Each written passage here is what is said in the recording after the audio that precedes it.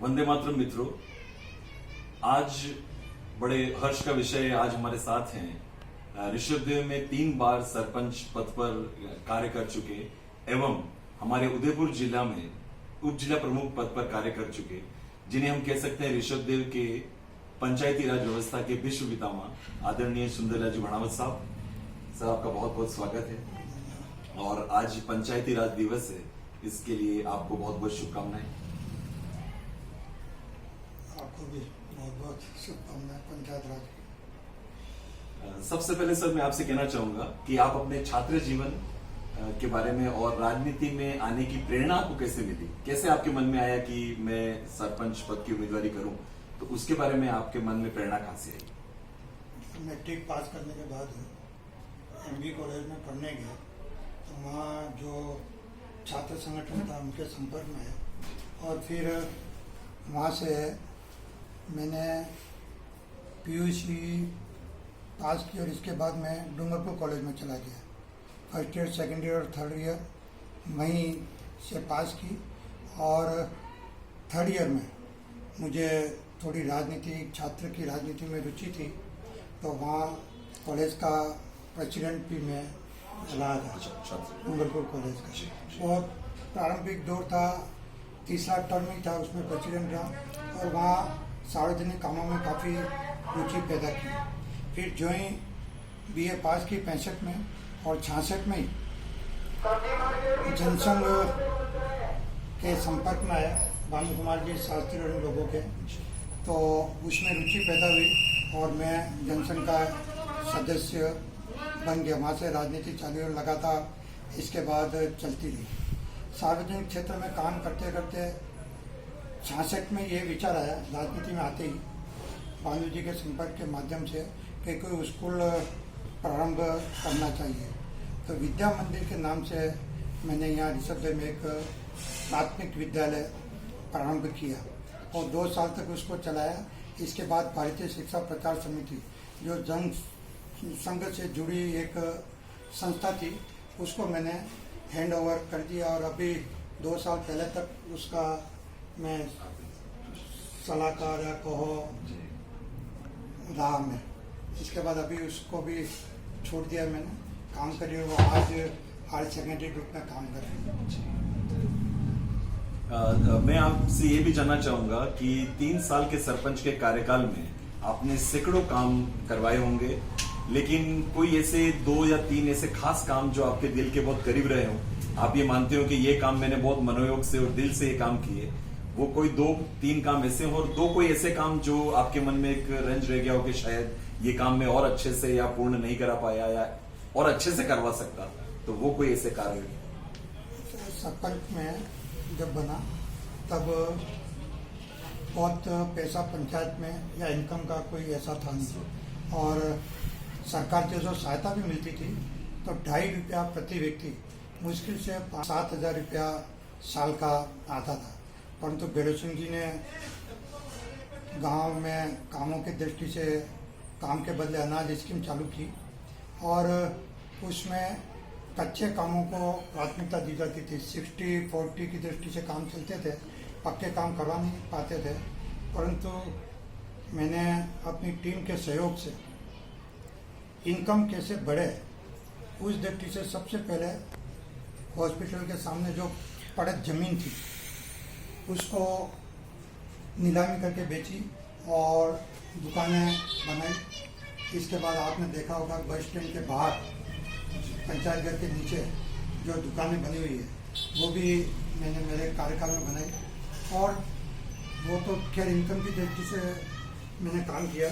परंतु सबसे बड़ी मैं सोचता हूँ कि उदयपुर जिले में रेफरल हॉस्पिटल सबसे पहले खुलवाया तो ऋषभदेव में खुलवाया और वहाँ शायद आज भी कई लोगों को ध्यान में नहीं है, 2 वार्ड जो अभी भी हैं वो पंचायत के माध्यम से बने हुए हैं जो हॉस्पिटल में वार्ड है। और एक हमारे मित्र नारायण जी हैं, उनके भाई की कोई ज़मीन थी भंडारी की, तो मैंने उनसे संपर्क करके वो सारी ज़मीन हॉस्पिटल को डोनेट करवाई। तो आज उसका विस्तार हुआ है और अपने कार्यकाल में राजनीतिक प्रभाव की वजह से girls secondary school, higher secondary school और जो आज हायर सेकेंडरी स्कूल चल रही है, देवस्थान का था कि ये मेरी जगह है, तो उनसे भी पूरी लड़ाई लड़के अपने पक्ष में फैसला करवा के वहाँ हायर सेकेंडरी पूरी बिल्डिंग क्रमबद्ध भी करवाई और पूरी बिल्डिंग शायद वो मेरे कार्यकाल में बनी हुई, जो आज भी बनी हुई है। तो बड़ा मेरे कार्यकाल में मुझे बड़ा संतोष है कि मैंने ये काम करवाया। उप जिला प्रमुख के कार्यकाल के तौर पर कार्यकाल के बारे में कोई आपको? उप जिला प्रमुख के नाते सीधा कोई लिंक तो रहता नहीं है, परंतु उप जिला प्रमुख के नाते अपने विधानसभा में 3-4 पंचायत समितियाँ थी, वहाँ नियमित बैठकों में जाता। इसके बाद सरकार की स्कीम से हर पंचायत में जो कैंप लगते थे, मैंने शायद अभी वर्तमान में 110 पंचायत हैं, उस वक्त पहले कम थी, अभी बड़ी 110 होगी। एक भी पंचायत ऐसी नहीं रही जिसमें मैंने जाके सरकार की जो जो योजना है उनकी जानकारी देना और उनका लाभ कैसे लेवें ये जनता को समझाने का प्रयास किया। और मैं सोचता हूँ आज जो उस वक्त खाते खुलवाना और जो सारा प्रयास किया, आज जनता को लाभ मिला। आज लग रहा है कि मोदी की स्कीम से सीधा लाभ कैसे जनता को मिले, और वो आज सबको दिख रहा है। इस लॉकडाउन में आज निर्णय होता है दिल्ली में और कल सीधा उनके खाते में पैसा आ जाता है। तो ये जनता को जागृत करने का भी हमने प्रमुख के नाते काम किया। और एक क्षेत्र की जो भी समस्या थी वो जिला परिषद के माध्यम से उठाने का प्रयास कर उसका समाधान भी मैंने समय समय पर किया है। अंतिम क्वेश्चन मैं ये आपसे करना चाहूंगा कि आज की नई जनरेशन भी राजनीति की तरफ आकर्षित होती है, तो जो नए जनरेशन है, जो नए लोग आ रहे हैं, उनको आप अपने लंबे अनुभव के आधार पर क्या सीख देना चाहेंगे, क्या संदेश देना चाहेंगे कि पंचायती राज व्यवस्थाओं को, अपने गांव की व्यवस्थाओं को कैसे वो मजबूत बनाए? मेरा निवेदन है सब लोगों से, कार्यकर्ताओं से, निवेदकों से कि वो राजनीति में आवे। राजनीति एक सेवा का माध्यम है। वो आते ही समझते हैं कि मैं आज वार्ड पंच बन जाऊं, आज सरपंच बन जाऊं, आप प्रधान बन जाऊं, उप प्रधान बन जाऊं, प्रमुख बन जाऊं। तो ये सेवा का अवसर, बहुत सेवा करनी चाहिए। मौका तो कई बार आता है, कई बार ऐसा भी होता है कि नहीं आता। मेरे लंबे राजनीतिक जीवन की बात करूं, मैं सन 66 में राजनीति में आ गया, परंतु जिलाध्यक्ष के नाते कभी मेरा मौका नहीं मिला। उप प्रमुख के पहले मैं जिलाध्यक्ष बना और मैं संतुष्ट हूँ कि वो मेरा कार्यकाल बहुत अच्छा रहा, सक्सेस गया। और आज भी लोग याद करते हैं कि भाई जिलाध्यक्ष जो फील्ड में लगातार घूमता है, तो ये मौका का इंतजार करना चाहिए। आप राजनीति में सेवा करते रहो, मौका तो समय आएगा, मिल जाएगा। और जरूरी नहीं है जनता की सेवा के लिए आवे तो काम करें, जनता अपने आप आपकी इज्जत करेगी, चाहे पद पे आप हो नहीं हो।